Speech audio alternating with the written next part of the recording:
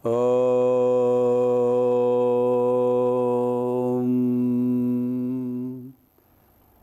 శ్రీ గురుభ్యో నమః. వక్రతుండ మహాకాయ కోటి సూర్య సమప్రభ నిర్విఘ్నం కురు మే దేవ సర్వకార్యేషు సర్వదా. శరదిందు వికాస మందహాసాం స్ఫురదిందీవరలోచనాభిరామాం అరవింద సమాన సుందరాస్యాం అరవిందాసన సుందరీముపాసే. అజ్ఞానతిమిరాంధస్య జ్ఞానాంజనశలాకయా చక్షురున్మీలితం యేన తస్మై శ్రీగురవే నమః. వ్యాసం వసిష్ఠనప్తారం శక్తేః పౌత్రమకల్మషం పరాశరాత్మజం వందే శుకతాతం తపోనిధిం. శృతిస్మృతిపురాణానాం ఆలయం కరుణాలయం నమామి భగవత్పాదం శంకరం లోకశంకరం. నారాయణం నమస్కృత్య నరం చైవ నరోత్తమం దేవీం సరస్వతీం వ్యాసం తతో జయముదీరయేత్. అష్టాదశ పురాణేషు వ్యాసస్య వచనద్వయం పరోపకారః పుణ్యాయ పాపాయ పరపీడనం మద్వయం భద్వయం చైవ భ్రత్రయం వచతుష్టయం అనాపలింగకూస్కాని పురాణాని పృథక్ పృథక్. ह्यः कार्यक्रमे दत्तात्रेयस्य दर्शनात् अदर्कः अतीव सन्तुष्टः.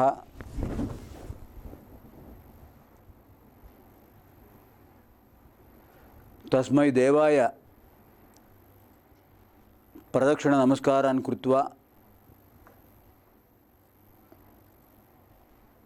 तदनुग्रहम् अप्राप्नुवत् इति विषयः अधीतः. నిన్నటి కార్యక్రమంలో అలర్కుడు దత్తాత్రేయ స్వామి దర్శనం చేసుకుని ప్రదక్షిణ నమస్కారాలు చేసి ఆయన కటాక్షం పొందాడు అనే విషయం అధ్యయనం చేశాం. అద్య దత్తాత్రేయస్వామినా ఉపదిష్టాः యోగశాస్త్రవిషయాः అధ్యేతవ్యాः. దత్తాత్రేయస్వామి ఉపదేశించిన యోగశాస్త్ర విషయాలు ఇవాళ అధ్యయనం చేద్దాం.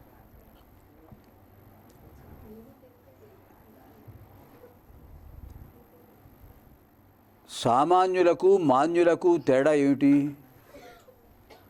మాన్యులు అంటే గౌరవించదగిన వారు,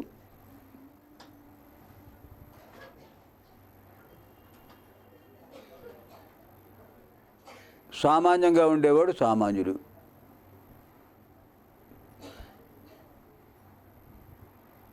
మానవమానాలకు అతీతులు మాన్యులు.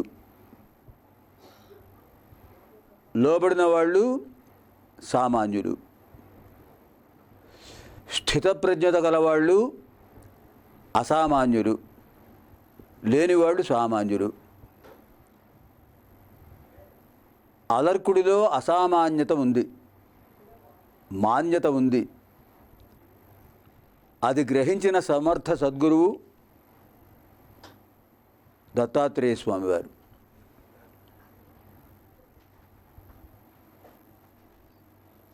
ఆయన చెప్పారు, ప్రాణాయామేన దహ్యంతే ధాతుదోషాశ్చ దేహినాం దేహదోషాశ్చ దేహినాం.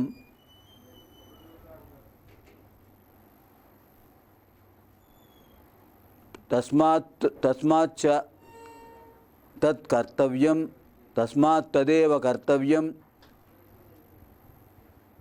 ప్రాణాయామం చ సర్వదా ప్రాణాయామశ్చ సర్వదా. తస్మాత్ తదేవ కర్తవ్యం ప్రాణాయామశ్చ సర్వదా. ప్రాణాయామేన దహ్యంతే దేహదోషాః శరీరిణాం దేహదోషాశ్చ దేహినాం.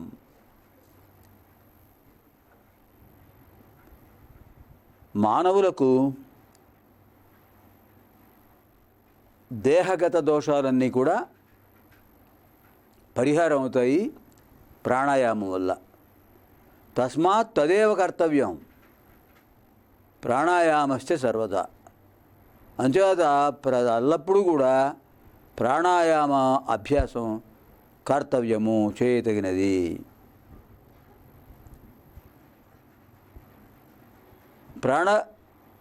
ప్రాణాయామ అభ్యాసం వల్ల, యోగాభ్యాసం వల్ల ఒక అసామాన్య స్థితి, మాన్యస్థితి కలుగుతుంది.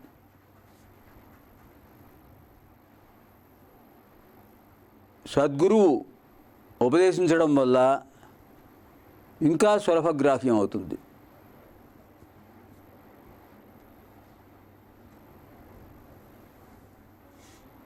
అందుచేత సద్గురు బోధ అనుష్ఠించదగినది, ఆచరించదగినది.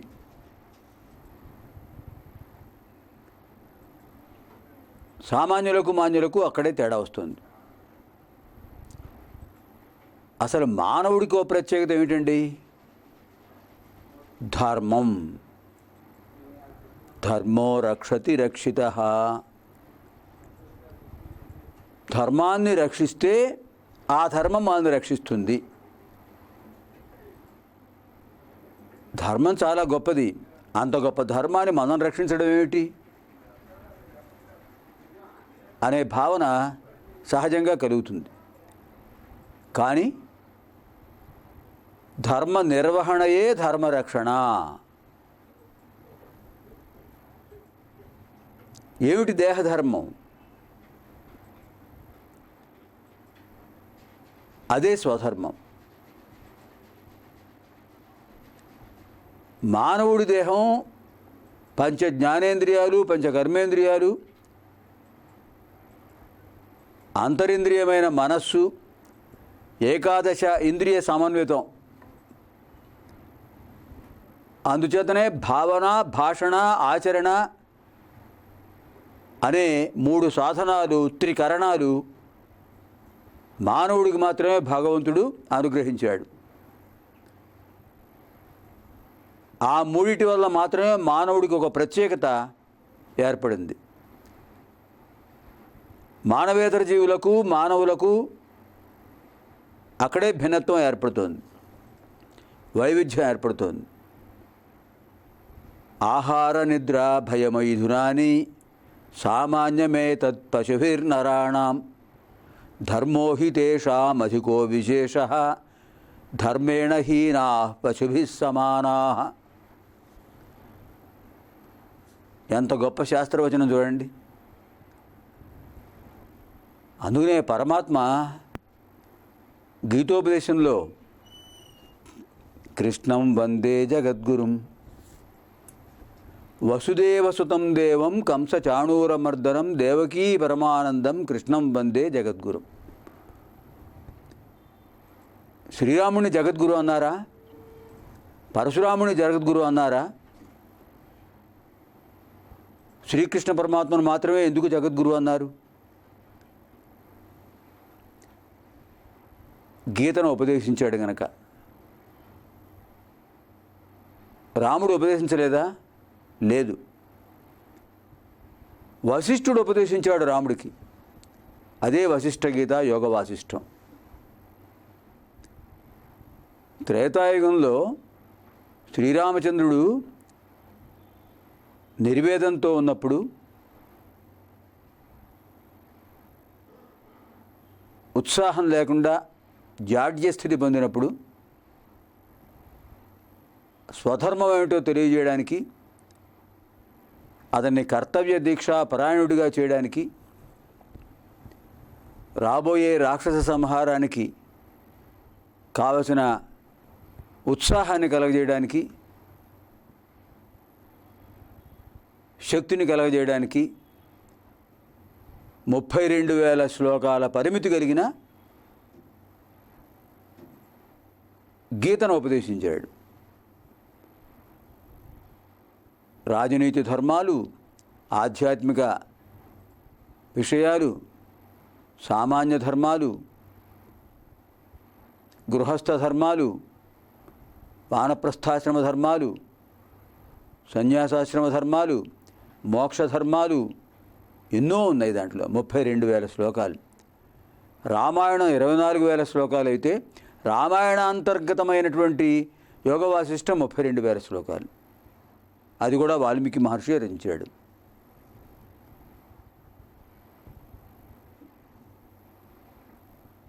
తన గురువైన వశిష్ఠుడి ద్వారా గీతోపదేశం పొందాడు గనక రాముడు జగద్గురువు కాలేదు, అవతార పురుషుడే. గీతను విన్నాడు గురువు గారి దగ్గర.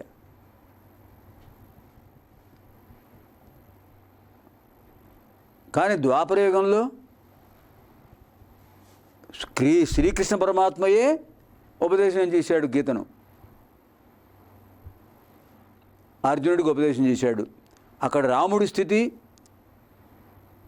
16 ఏళ్ల వయస్సులో రాముడి స్థితి ఎలా నిర్వేద స్థితిలో ఉందో, 87 సంవత్సరాల వయస్సులో కురుక్షేత్ర యుద్ధ సమారంభంలో అర్జునుడి వయస్సు 87 సంవత్సరాలు. ఆ సమయంలో ఇతని పరిస్థితి అలాగే ఉంది. అక్కడ గురువు గారు శిష్యుడికి ఉపదేశించాడు, ఇక్కడ జగద్గురువు అర్జునుడికి ఉపదేశించాడు. మరో విశేషం ఏంటంటే యోగ వాసిష్టంలో 6వ ప్రకరణం నిర్వాణ ప్రకరణంలో అర్జునోపాఖ్యానం అని ప్రత్యేకంగా ఉంటుంది. వశిష్ఠుడు శ్రీరామచంద్రుడితో చెప్తాడు, నాయనా నువ్వు ఏ విధంగా నిర్లిప్తంగా నిరుత్సాహంగా ఉన్నావో అదే స్థితి రాబోయే యుగంలో ద్వాపర యుగం చివరి భాగంలో పాండవ మధ్యముడైన అర్జునుడికి కూడా వస్తుంది. నరనారాయణులు అర్జునుడుగాను వాసుదేవుడుగాను ఆవిర్భవిస్తారు. అప్పుడు వాసుదేవ రూపంలో ఉన్న నారాయణుడు అర్జున రూపంలో ఉన్న నరుడికి ఉపదేశిస్తాడు ధర్మయుద్ధం గురించి. దుష్ట శిక్షణ, శిష్ట రక్షణ క్షత్రియుడి కర్తవ్యం. నువ్వు నిర్లిప్తంగా ఉండకూడదు, భగవంతుడు నీ చేత చేయిస్తున్నాడు ఈ పని అని ఉపదేశించాడు. అక్కడ ఆ విషయాలే నీకు నేను ఉపదేశిస్తున్నాను. నేను ఇప్పుడు ఉపదేశించే విషయాలే రాబోయే యుగంలో శ్రీకృష్ణ పరమాత్మ అర్జునుడికి చెప్తాడు. ఇదేదో నేను చెప్తున్నాను, నేను స్వయంగా ఊహించి చెప్తున్నాను అనుకోకు. బ్రహ్మదేవుడు, నా తండ్రి బ్రహ్మదేవుడు నాకు ఉపదేశించాడు, ఆ విషయాలు నీకు ఉపదేశిస్తున్నాను అని చెప్పాడు గురువైన వశిష్ఠుడు. ఇంకో ప్రత్యేకత ఏంటంటే భగవద్గీతలో ఉన్న 701 శ్లోకాల్లో సుమారుగా 30 శ్లోకాలు సాంఖ్యయోగం, కర్మయోగం, పురుషోత్తమ ప్రాప్తి యోగం, ఇలాంటి భక్తి యోగం, వీటిలో ఉన్న కొన్ని శ్లోకాలు యథాతథంగా మనకు కనిపిస్తాయి. కొంచెం పదాల మార్పుతో యోగ వాసిష్టంలో కనిపిస్తాయి. అంటే వశిష్ఠ గీతలో భగవద్గీత అంతర్భాగం. అది 32,000 శ్లోకాలు, ఇది 701 శ్లోకాలే. అందుచేత భగవద్గీత పారాయణ గ్రంథం, సులభంగా 1 గంట, గంటన్నర, 2 గంటల్లో చదువుకోదగినటువంటి గ్రంథం అది కాదు. 32,000 శ్లోకాలు చదవాలంటే సామాన్యమైన విషయం. అందుచేత అది ప్రాచుర్యం కాలేదు, ప్రసిద్ధం కాలేదు. రామాయణం కంటే బృహత్తరమైనది వశిష్ఠ గీత. అక్కడ వశిష్ఠుడు ఏం చెప్పాడో రామచంద్రుడికి, ఇక్కడ శ్రీకృష్ణ పరమాత్మ అర్జునుడికి చెప్పింది కూడా అదే. అందుచేతనే శ్రీకృష్ణ పరమాత్మను మాత్రమే జగద్గురువు అని చెప్పారు. అటువంటి జగద్గురువు చెప్పిన సాంఖ్యయోగ విషయాలు వశిష్ఠ గీతలోనూ ఉన్నాయి. కృతయుగంలో జరిగినటువంటి మార్కండేయ కథాంశంలో దత్తాత్రేయ స్వామి అదర్కుడికి చెప్పిన విషయం కూడా అదే. జ్ఞానం ఎక్కడైనా ఒకటి. మానవుడికి ప్రత్యేకతను సంతరింపజేసేది ధర్మం.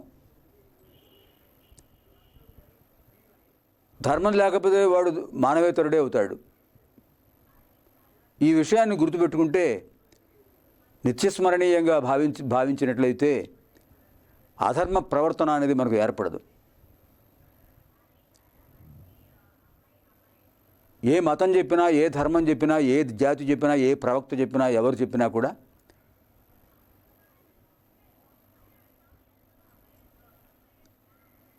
ధర్మాన్ని గురించే చెప్తారు.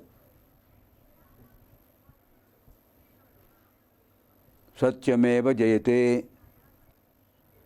సత్యం వద, ధర్మం చర, సత్యాన్ని పలుకు, సత్యమే జయిస్తుంది, ధర్మాన్ని ఆచరించు, అది నిన్ను రక్షిస్తుంది అనే చెప్తారు.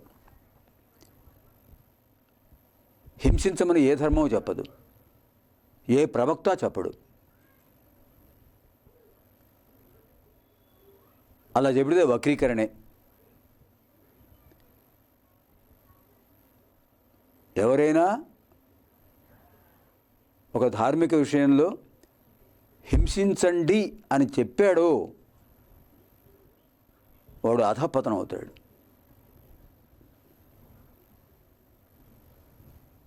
భగవంతుడి వాక్యాన్ని, దేవుడు చెప్పిన మాటలని వక్రీకరించడం ఎంత అధర్మం, దైవద్రోహం కాదా అది? అదే భగవంతుడు చెప్పిన మాటలను విశ్వసించాలి, నమ్మకం ఉంచాలి.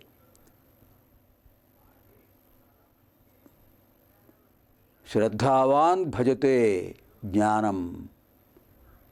భగవద్గీత జ్ఞానయోగం 4వ అధ్యాయంలో చెప్తాడు పరమాత్మ. శ్రద్ధావాన్ భజతే, శ్రద్ధావాన్ లభతే జ్ఞానం. శ్రద్ధావాన్ లభతే జ్ఞానం. ఎవరికైతే శ్రద్ధ ఉంటుందో గురువు మీద, దైవం మీద, వాడికే జ్ఞానం లభిస్తుంది. వీడు చెప్పేదేవిడు, మనం వినేదేవిడు అనుకుంటే అంతే. వినదగును ఎవ్వరు చెప్పినా, వినినంతన వేగపడక వివరింపదగును. కానీ కళ్ళ నిజమును తెలిసిన మనుషుడు తెలిసినపో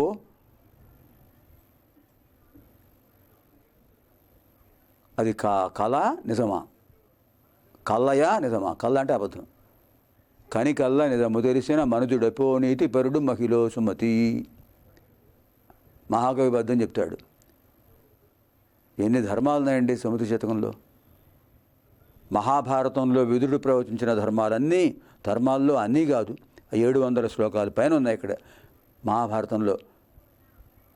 ఆయా సందర్భాల్లో ధృతరాష్ట్రుడికి, ధర్మరాజుకి, పాండవులకు విదురుడు చెప్పినటువంటి విశేష ధర్మాలు, రాజనీతి ధర్మాలు, సామాన్య ధర్మాలు అన్నీ కూడా 7 ఉన్నాయి.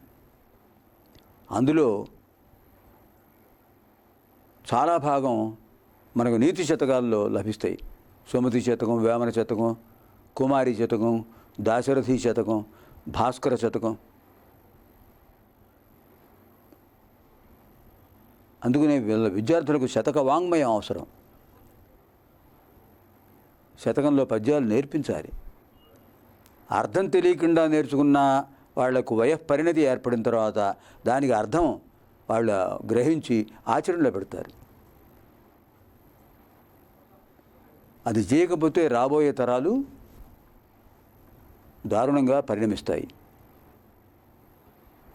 అది ఒకళ్ళ కర్తవ్యం కాదు, అందరి కర్తవ్యం. లోకా సమస్త సుఖినో భవంతు అనేది ఎప్పుడు సాధ్యమవుతుంది? భావితరాలు బాగున్నప్పుడే. మనం ఒక్కళ్ళం బాగుంటే చాలనుకుంటే ఎలాగా? మనం ఒక్కళ్ళమే ఈ పురాణాలు వింటే సరిపోతుంది అనుకుంటే తప్పు. కూర్చోబెట్టాలి, వాళ్ళ చేత కూడా వినిపించాలి, వినమని చెప్పాలి. ఒకవేళ వాళ్ళకు వినడానికి అవకాశం లేకపోతే మనం విన్న విషయాలు వాడికి చెప్పాలి. అప్పుడు ఆ విషయాలు ధారణలో స్థిరపడిపోతాయి. ఒక విషయాన్ని మనం విన్నప్పుడు ఇతరులకు మళ్ళీ చెప్తే అది తప్పకుండా ధారణలో నిలుస్తుంది, మర్చిపోం. భగవాన్ బాబావారు చెప్తుంటారు, విన్నవి కన్నవి ఆచరిస్తే నీవి, ఆచరణలో పెడితే నీవి అంటారు స్వామి. ఏవైనా మంచి విషయాలు మనం చదివినవైనా, పుస్తకాల్లో చదివినవైనా, మహానుభావులు ప్రసార మాధ్యమాల్లో వాళ్ళు చెబుతున్న విషయాలు విని, సత్సంగాల్లో అలాంటి సత్కార్యాచరణ కార్యక్రమాల్లో అలాంటి వాటిని చూసి అయినా మనం విన్న వాటిలో, చూసిన వాటిలో, చదివిన వాటిలో కొన్నైనా ఆచరణలో పెడితే అవి మనవవుతాయి, కానీ లేకపోతే చెప్పిన వాళ్ళవి అవుతాయి, పుస్తకాల్లోవే అవుతాయి. అదే ధర్మాచరణ చాలా చాలా అవసరమైనది. అదే చెప్పారు శాస్త్రవచనం.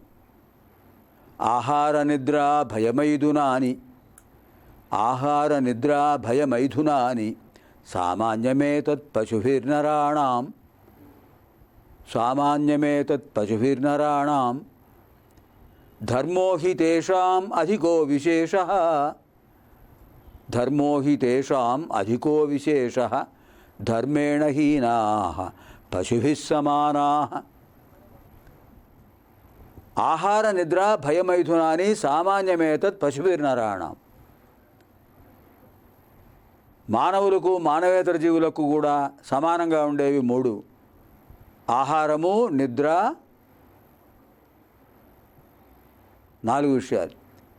ఆహారము, నిద్ర, భయము, సంతానము.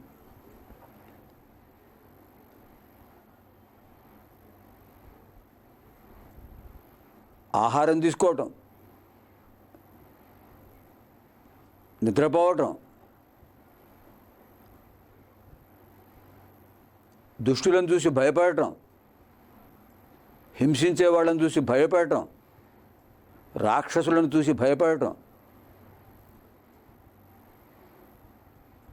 మైథునం వంశాభివృద్ధికరమైనటువంటి విషయాలు, సంతానం కనటం.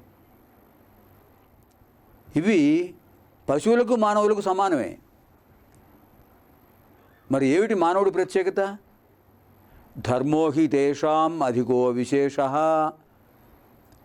మానవులలో ఉన్నది విశేషమైన ధర్మం. ఆ ధర్మాన్ని ఆచరిస్తే మానవుడు నవత్వం పొందుతాడు, నిత్యనూతనత్వం పొందుతాడు. ధర్మేణ హీనాః పశుభిః సమానాః. అటువంటి ధర్మాన్ని ఎవరైతే ఆచరించరో వాళ్ళు పశువులతో సమానులు అని శాస్త్రాలు చెప్తున్నాయి. అదే దత్తాత్రేయ స్వామి చెప్పారు. ఏతే విషయాः ఆగామి కార్యక్రమే అధ్యేతవ్యాः. పునర్మిలామः శ్వः. ఈ విషయాలు రాబోయే కార్యక్రమంలో అధ్యయనం చేద్దాం. మళ్ళీ కలుసుకుందాం రేపటి రోజున. ఓం అపుత్రాః పుత్రిణः సంతు, పుత్రిణः సంతు పౌత్రిణः, అధనాः సధనాः సంతు, జీవంతు శరదాం శతం, సర్వేత్ర సుఖినः సంతు, సర్వే సంతు నిరామయాః, సర్వే భద్రాణి పశ్యంతు, మా కశ్చిద్ దుఃఖభాగ్ భవేత్. ఓం పూర్ణమదః పూర్ణమిదం పూర్ణాత్ పూర్ణముదచ్యతే పూర్ణస్య పూర్ణమాదాయ పూర్ణమేవావశిష్యతే. సహనా భవతు సహనౌ భునక్తు సహ వీర్యం కరవావహై తేజస్వినావధీతమస్తు మా విద్విషావహై. అసతో మా సద్గమయ తమసో మా జ్యోతిర్గమయ మృత్యోర్మా అమృతం గమయ. ఓం శాంతి శాంతి శాంతి. దివ్యాం భవ్యాం సుబోధాం చ శుద్ధాం అర్థప్రదాయినీం జననీం బహుభాషాణాం వందే గీర్వాణ భారతీం. స్వస్తి.